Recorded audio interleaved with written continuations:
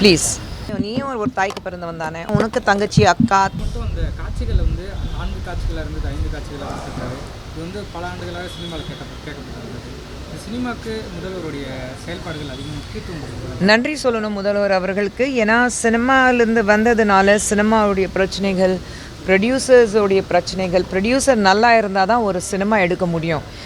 நம்ம ஏன் வந்து ஒரு தயாரிப்பாளர் சொல்கிறோம், அவர் தான் தயாரிக்கிறார், உருவாக்குறாரு ஒரு படத்தை. அப்படி இருக்கும்போது ஒரு தயாரிப்பாளருங்கிறது முறையில் நிச்சயமாக வந்து முதல்வர் அவர்களுக்கு நன்றி சொல்லணும்.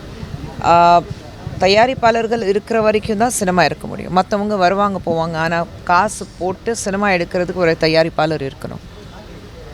அதுதான்.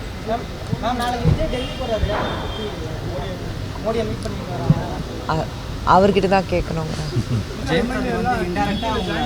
ப்ளீஸ் வேறு வேலை இருக்கு, கேள்வி இருந்தால் கேளுங்க. ஹைதராபாத்தில் கம்ப்ளைண்ட் பண்ணிருக்காங்க. இது தொடர்ந்துகிட்டே இருக்குது.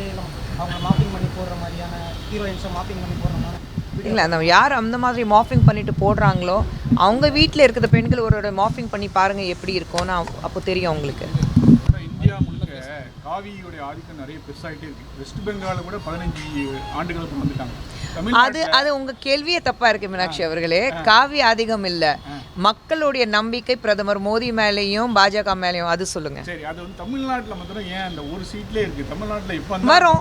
இதே வந்து நாங்க வந்து 15 வருஷத்துக்கு முன்னாடி வெஸ்ட் பெங்காலில் 2 சீட் தானே இருந்தது. இன்னைக்கு காங்கிரஸ் 2 சீட்ல இருக்கு. மேடம், பெண் பிள்ளையை வந்து பறிகொடுத்தவங்க தாய்மார்களை வந்து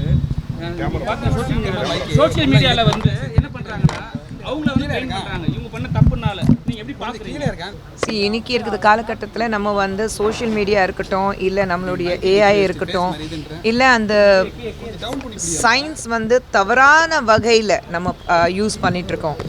எல்லாத்துக்கும் ஒரு நாணயத்துக்கு 2 பக்கம் இருக்கும். பட் நம்ம வந்து எது சரி எது தவறு அது பார்க்காம, என் கையில் ஒரு மொபைல் இருக்குது, நான் என்ன வேணாலும் பயன்படுத்துவேன். ஒரு ஏஐ ஜென்ரேட்டர் ஃபிகர் க்ரியேட் பண்ணுவேன், டீப் ஃபேக் க்ரியேட் பண்ணுவேன், யார் பற்றி என் முகம் தெரியல, யார் பற்றி வேணாலும் எது வேணாலும் சொல்லுவேன். டிவி முன்னாடி உட்காந்துட்டு 2000 ரூபாய் எனக்கு கிடைக்குது, அதனால தான் நான் வாய்க்கு வந்தபடி பேசுவேன். யார் இப்படியெல்லாம் பண்ணுறாங்களோ, இன்க்ளூடிங் பல யூடியூபர்ஸ் உட்காந்து பேசிகிட்டு இருக்காங்க. ஏதோ என் புருஷ பொண்டாட்டிக்கு இடையில பிரச்சனைனா ஏதோ இவன் நடுவில் உட்காந்துட்டு நான் கண்ணால் பார்த்து நான் பேசிகிட்டு இருக்கேன். தயவு செஞ்சு உங்கள் வீட்லேயும், நீயும் ஒரு தாய்க்கு பிறந்தவன் தானே, உங்கள் வீட்டில் ஒரு மனைவி இருக்கான், உனக்கு தங்கச்சி அக்கா பொண்ணு எல்லோரும் இருப்பாங்க. அவங்கள பற்றி ஒரு தடவை பேசி பாருங்களேன், எப்படி ஃபீல் பண்ணுறாங்கன்னு தெரியட்டும். நான் டோட்டல் அரசியலே வேண்டாம் சொன்னேன். அப்புறம் மறுபடியும் இப்படி சுற்றி பிடிச்சாலும் அரசியலுக்கு தான் வருவீங்க. எந்த ஆட்சி மாறினாலும் பெண் குழந்தைகள் அதனால அந்த பாலியல் பலாத்காரம் வந்து கண்டினியூவாகிட்டே இருக்கு. என்னதான் தீர்வு? ஒரு நிச்சயமாக இந்த மாதிரி சம்பவம் ஒவ்வொரு இடத்துல நடக்கும்போது ஃபர்ஸ்ட் அது அரசியல் ரீதியாக பார்க்கக்கூடாது. உங்கள் ஆட்சியில் நடக்குது, எங்கள் ஆட்சியில் நடக்கலை, இங்கே நடக்குது அங்கே நடக்கலை, இந்த கட்சி மாநிலத்தில் நடக்குது, இந்த கட்சி அந்த மாநிலத்தில் இருக்காங்க நடக்குது. நம்ம வீட்டு பெண் குழந்தைகளுக்கு இப்படி ஒரு அநியாயத்தை நடக்கும்போது அது மொத்தமாக அப்படி தான் பார்க்கணும்னா தவிர கட்சி ரீதியாக பிரிக்க பார்க்கக்கூடாது. யாருக்குமே வந்து இந்த மாதிரி ஒரு கொடூரம் நடக்கக்கூடாது.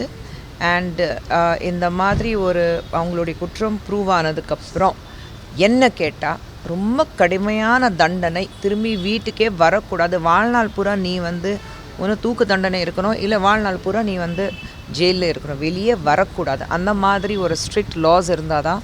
ஏன்னா இப்போ இருக்கிறது மற்றவங்களுக்கு பார்த்திங்கன்னா அந்த பயமே கிடையாது. சட்டம் ஒழுங்குன்னு சொல்லும்போது அந்த பயமே கிடையாது. பயம் இல்லாத என்ன, ஜுவனைல் வந்து ஒரு ரேப் கேஸ் இருக்கும்போது 18 வயசுலேயே நான் வெளியில் வந்துடுவேன், ஏன்னா ஒரு குழந்தைனால 18 வயசுக்கு கீழே இருக்கிறதுனால என் மேலே எந்த ஆக்ஷன் எடுக்க முடியாதுன்னா அந்த மைண்ட் செட்டில் அவங்களுக்கு இருக்குது. ஸோ அதுதான். ஐயோ மீனாட்சி சார், நல்லது கேளுங்க மீனாட்சி சார். நம்ம வந்து படத்தை பற்றி மீனாட்சி சார், நம்ம வந்து சினிமா பற்றி பேசிகிட்டு இருக்கோம். நல்ல ஹாப்பி சினிமா பற்றி பேசுவோமே. கருப்பு நல்லா ஓடிக்கிட்டு இருக்கு, அந்த மாதிரி நல்ல படங்கள் ஓடணும், சினிமா தியேட்டருக்கு போய் படம் பார்க்கணும். கருப்புக்கு வந்து சூர்யா அவர்களுக்கும் ஆர்ஜே பாலாஜி அவர்களுக்கும் வாழ்த்துக்கள், அப்படி விஷயங்கள் எல்லாம் சொல்லுங்களேன். நல்லா இருக்குல்ல, சினிமா நல்லா இருக்கணும். சினிமா இன்னைக்கு சினிமா சம்மந்தப்பட்ட விஷயங்கள் பேசிகிட்டு இருக்கோம். தொடர்ந்து அது பேசுவோம்.